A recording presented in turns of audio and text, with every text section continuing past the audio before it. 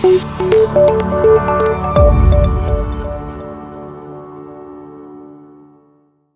you been thinking about selling your business and the day you might move on to the next great thing, whether that's a whole nother business or enjoying time with the family or going on some great adventure in life?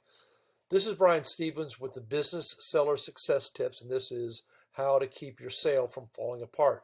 We realize that preparation is key, and we provide a lot of different tips to help the people we work with and the people that watch our series learn how to get the best advantage for themselves. This is Brian Stevens with BuyBizUSA. And I also want to mention that if you'd like, you can get a free 2021 Business Seller Success Guide. Just give you some ideas. You can text BuyBizUSA to the number 22828. And don't worry, I'll show the slide at the very end as well. But I just want to begin to chat with you about ways you can keep businesses from falling apart when you get the deal going. So we're talking now about the situation where you might have already got somebody that's interested in your business. They've looked at the business, they've made an offer, and some of the things you can do in advance to make sure you're in a good position is going to make a major difference for letting it continue through. So let me go through a few different tips out there. I'll try to make this quick but useful. Number one thing that I would do is, besides making sure that you're really ready and you got a good idea and doing a value on your business, is to assemble a team of advisors. You know, we're a business intermediary group that helps people buy and sell businesses. So we always say, hey, it's good to have somebody that's the middle person, somebody that's helping you, guide you through the process, etc. But we also realize that really key to this is going to have somebody like a good accountant that's getting your financials together, helping them to be presented not in the way you want to minimize taxes, like a lot of accountants do for us, so we don't have to pay more taxes than we have to, but to now take your records and make sure that the prospective buyers are saying, wow, this has got a lot of value to it. I clearly see that. Having the right accountant is key. Having the right attorney, somebody that's really experienced in small businesses. You're going to have contracts, agreements, terms. You might have employment contracts. You might have seller notes and a lot of different things, where having a good attorney is going to be extremely valuable. You might also need somebody that is going to help you with the money when you sell the business, what you're going to do, how to invest it. It's not what you get for the business, but what you get to keep for your business. That's important.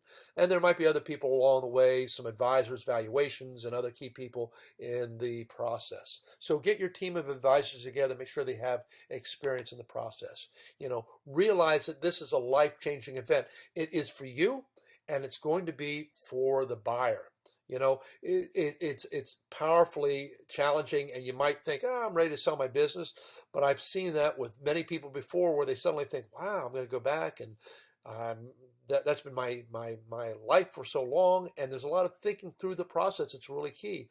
It can get a little emotional. It might be the point where people are looking at your business going, well, why do you have this as a mess? Or why don't you have this organized? Or why aren't you using the latest version of QuickBooks? Or why don't you have a great website that's up to date? You know, and they aren't trying to be insulting. They're trying to make a judgment for themselves, and it feels like a personal affront. Or I need to see more records. Or why do your tax returns show that you're losing money when you're saying that you made money? Or whatever it is, it's going to be emotional, and sometimes that's another good reason for having an intermediary or somebody in between you.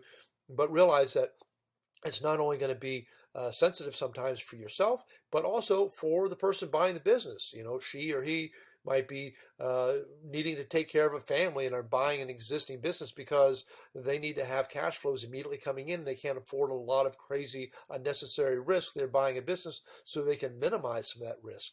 So just be aware and be sensitive to that whole factor, that it's going to be for you, and it might even take you by surprise, etc. Now, here's an old line that we've heard in the industry, and I've heard this for sales and a lot of different things: time kills deals. So one of the things that I think is really important is that you get yourself highly organized. Put everything in one place and make it so that you don't have to go hunting down for all the different documents. Get organized. By that I mean, go think of everything that you could possibly need. Here's some of the things you're going to need, and I can send you a list if you want to reach out to us and through our contact at BuyBizUSA.com.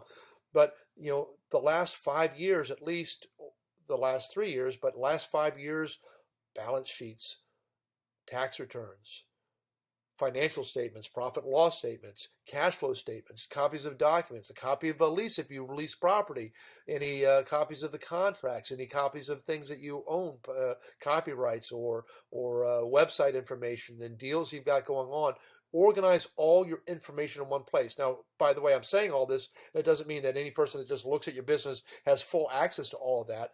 But when you get to the point of marketing your business and people are going to take a first look, they sort of need to know how well it's performing and how much money it's making, right? But then they want to get into a level of due diligence. That usually occurs after they've gone under a letter of intent or a letter of contract.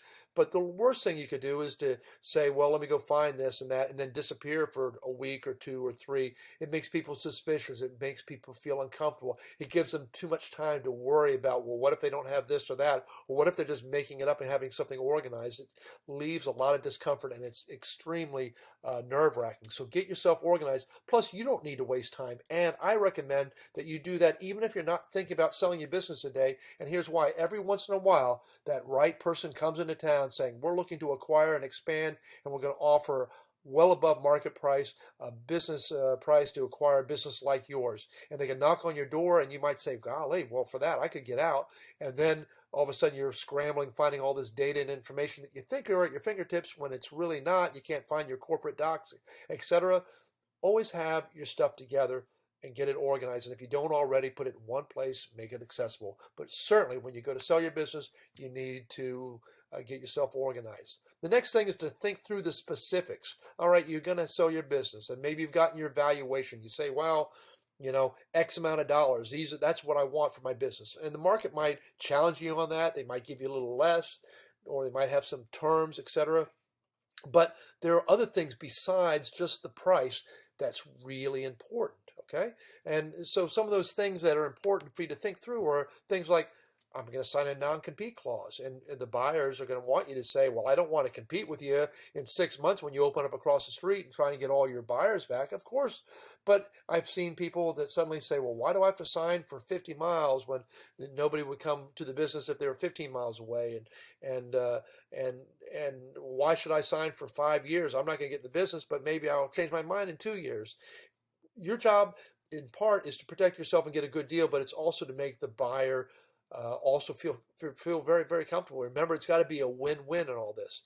Think through your taxes. There's an allocation form that you fill out called the 8594.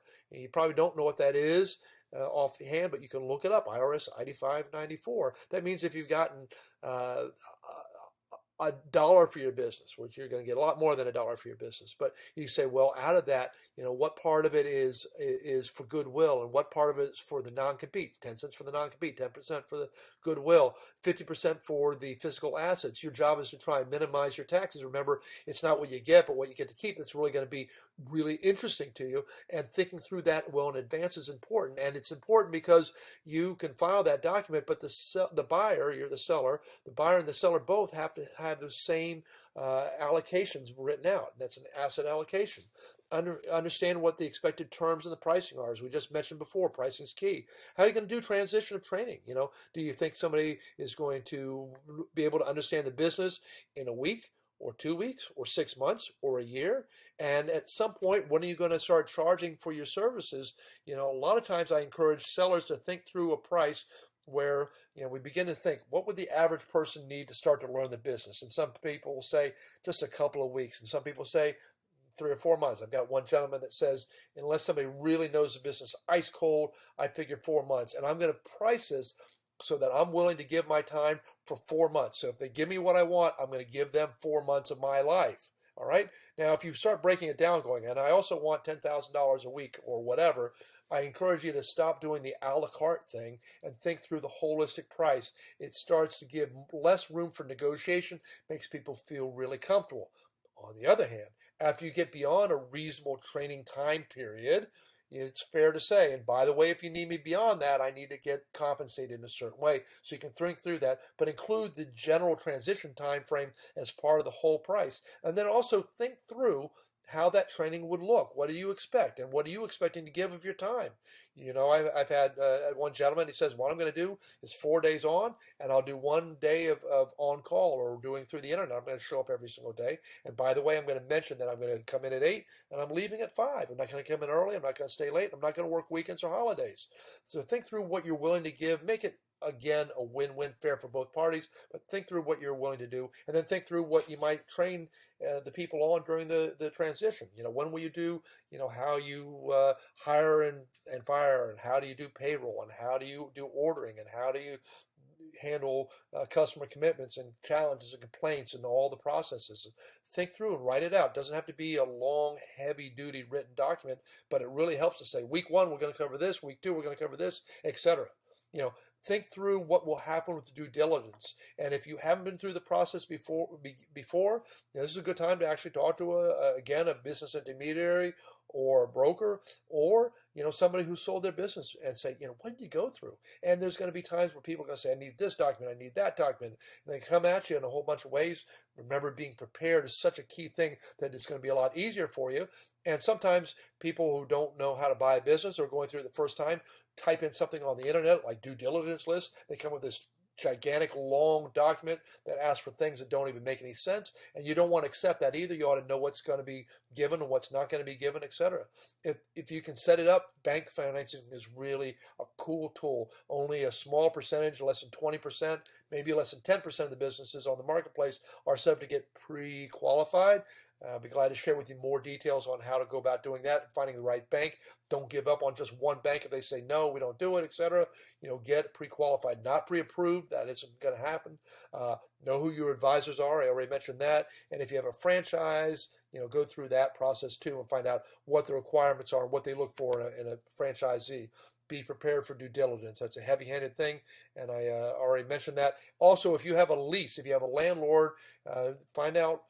Most people are going to want to have a lengthy window of opportunity. Your lease might go for 3 years, but they're going to want to know if they get another 2 5-year options or something like that. And if you're going to get the SBA to qualify, the typical buyer is going to get an SBA loan for 10 years, and the bank and the SBA are going to want the individual buying the business to have at least the same amount of years, or in this case, 10 years of window of opportunity ahead of them. Okay? That's going to be key, and due diligence is going to be a complicated process. Being organized is key. You got to earn the buyer's trust. They're going to be nervous. They're going to be wondering, what are you hiding? What are you not sharing in the business? And be upfront, be straightforward, protect yourself, but also let them have a win-win on some of it. Also, be everything you say you are and do what you say you're going to do. If you've got finances that aren't on the financial records, you got to figure out a way to get around that, etc. Identify the potential hurdles. What are the things that they're going to like, whoa, I didn't see that coming. I recommend that you share that early on in the process. So here's an example. Maybe you have a key employee in the business who's at the point of retirement, and the key employee's already told you, hey, I'm working till the end of the year and then I'm gone. Well, you don't want the potential buyer to get down to the point of closing and then catch wind that person's quitting, or buy the business with the expectation that the employees are sticking around, take over the next day, and that key employee saying, well, I told the boss I'm leaving in 3 weeks anyway, and then him or her coming back and wanting to sue or go into some difficult things. Identify the potential hurdles. What are going to be challenges? Is there licensing issues involved? Are you willing to help out with a complicated license for a period of time or not, or financing, or if the banks are going to finance it, are you willing to participate and make it happen or not, etc. Make things happen along those lines too.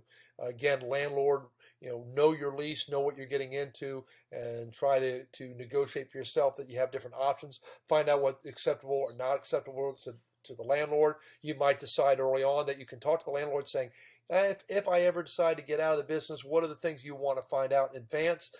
Is there going to be a fee for doing the transition, etc.? Go through that process. You want to minimize risk as much as possible, so keep things organized, manage it. Don't leave things to chance. It's far better for you to negotiate, bring up the issues that you think are going to be a concern, talk to the buyer and find out what are the concerns and priorities to them, and then try to hash them out as much as you can before you put your final purchase agreement together. One thing is that you might want to get to the point where you don't want to necessarily have to pay your attorneys more money than you have to if you can work it out yourself. So if you can negotiate or talk through or work through all the details well in advance, you're far better off. And it's great. Always see an accountant, always see an attorney, make sure you're getting the right support. But if you can solve some of the issues well in advance, you save yourself some time and money. And sometimes things get turned over to the attorneys on both sides of the deal. And I've seen them just tear the deal apart and at the same time rack up humongous bills that are not necessary. You need good attorneys, but don't put them on the job that you can already do yourself. Have them do the things you can't do because they're highly valuable. But at the same time, you can probably solve a lot of problems yourselves by thinking through the process and then telling them, hey, I've agreed to these terms. How do I protect myself? Or can you write it up or help me out with that? Another thing that's important for people buying a business is to make sure they've got enough money set aside. So one of the things that sometimes they don't always know is how much working capital do I need? How much extra money do I need to buy this business? And if you can help them out with that, saying, well, I think what you need for this business is X amount of dollars, it's extremely helpful. We always remind people to make sure that they have enough extra money beyond what they're using to buy the business and pay the deposits, et cetera, and get things set up. I encourage you to be empathetic. Again, realize that it's an experience for yourself, maybe for your family, maybe for your partners, and and certainly for the buyer as well. They've got a lot at stake. So realize that emotions run high, pace yourself, and be calm, be cool. Look, this isn't everything. This is just a few things to get yourself thinking about it. One of the key things that I always concern myself with is that a lot of businesses go on the marketplace and they just never sell.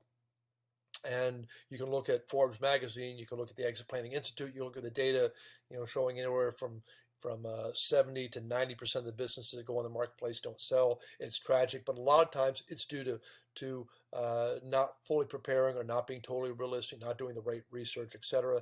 And I just encourage you to be prepared and make great things happen on there. Anyway, this is Brian Stevens with the Business Seller Tips, and I hope this was useful, how to keep your sale from falling apart.